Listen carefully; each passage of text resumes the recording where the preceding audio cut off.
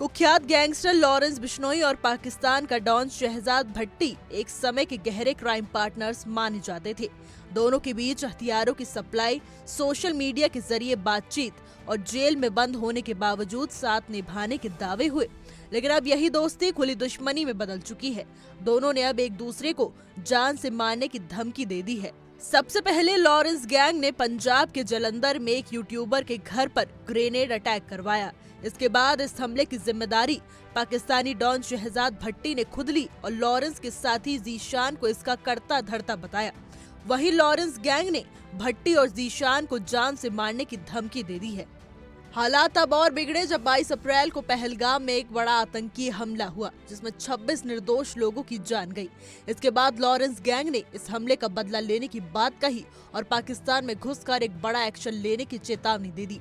लेकिन लॉरेंस की इस पोस्ट से शहजाद भट्टी भड़क उठा। उसने एक वीडियो जारी किया और लॉरेंस को खुलेआम धमकी दी कि अगर उसने पाकिस्तान में घुसने की बात दोहराई तो वो चुप नहीं बैठेगा। अब सवाल ये उठता है कि जो दोनों का भी भाई कहे जाते थे, वो आज एक दूसरे की जान के दुश्मन कैसे बन गए। इसकी शुरुआत होती है दोनों की दोस्ती से। पंजाब पुलिस के मुताबिक भट्टी शुरू से ही पाकिस्तान के माफिया फारूक खोकर और जाफर सुपारी के लिए हथियारों की सप्लाई करने का काम करता था।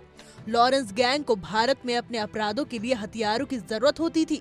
इसी वजह से लॉरेंस गैंग ने सोशल मीडिया के जरिए भट्टी से संपर्क किया। धीरे धीरे दोनों के बीच बातचीत और सौदे होने लगे। लॉरेंस गैंग की किसी भी डिमांड पर भट्टी तुरंत हथियार सप्लाई करवा देता था।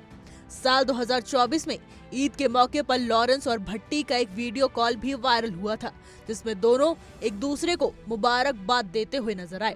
इसके बाद ये साफ हो गया कि इन दोनों के रिश्ते सिर्फ कारोबारी नहीं बल्कि निजी स्तर पर भी मजबूत थे। भट्टी ने तब एक वीडियो में यहाँ तक कह दिया था कि लॉरेंस के लिए अपनी गर्दन भी कटवा सकता है। इतना ही नहीं, भट्टी ने दावा किया कि वो बॉलीवुड एक्टर सलमान खान और लॉरेंस बिश्नोई के बीच सुलह करवाने की कोशिश कर चुका है। उसने बताया कि दुबई में फारूक खोकर के जरिए दोनों पक्षों के लोग मिले थे, लेकिन बात पूरी नहीं बन पाई। लेकिन फिर अचानक ये दोस्ती में दरार कैसे पड़ी? इसकी शुरुआत होती है लॉरेंस गैंग के शूटर जीशान अख्तर से, जो जलंधर का रहने वाला था और बाबा सिद्दीकी की हत्या का मुख्य आरोपी भी था।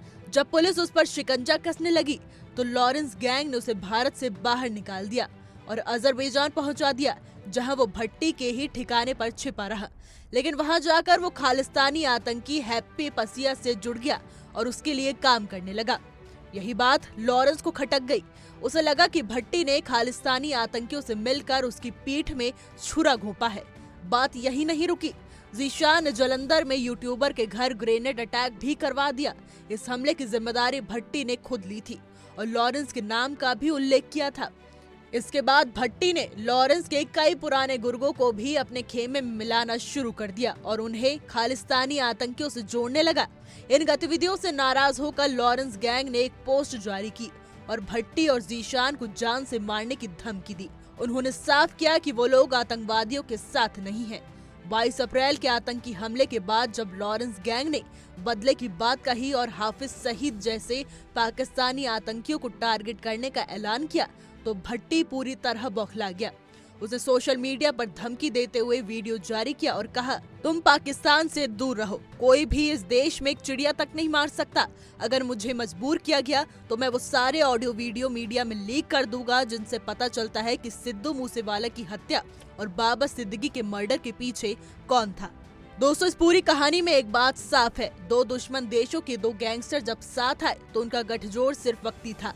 लेकिन जैसे ही एक ने देश और धर्म के नाम पर या अपने निजी एजेंडे के खिलाफ कुछ कहा, दूसरे ने हथियार उठा लिए। अब ये दुश्मनी कहां तक जाएगी ये देखना बाकी है। लेकिन फिलहाल भारत और पाकिस्तान के बीच की काली दुनिया में ये एक नया मोर्चा खुल चुका है। हमारी आज की रिपोर्ट में बस इतना ही। कैसा लगा आपको हमारा वीडियो? कमेंट करके जरूर बताइएगा।